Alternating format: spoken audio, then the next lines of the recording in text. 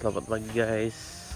Hari ini kita akan mancing di spot yang kecil-kecil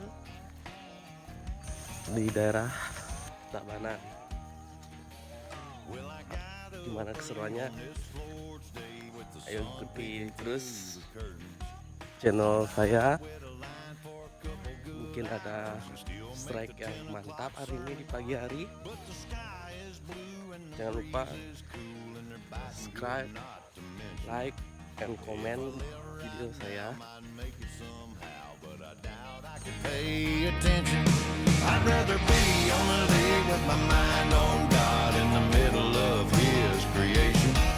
In an old John boat with my Zipco rod for some private conversation.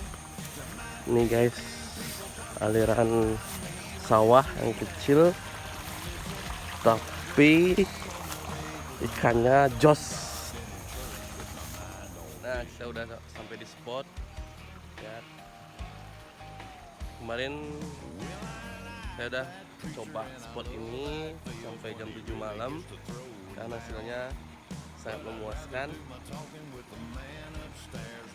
Cek keseruannya video ini, terus ikuti dan tonton sampai habis ya bro. Which lure I was gonna cast, and he don't need another fool sitting in that pew dreaming about a 10-pound bass. I'd rather be on a lake with my mind on God in the middle of His creation. In an old John boat with my Zipco rod for some private conversation. There might be a few people talking bad about me when they see that I'm a missing, but I'd rather be on the lake with my mind on God than in church with my mind. Yes, babon bosku. Truk semua.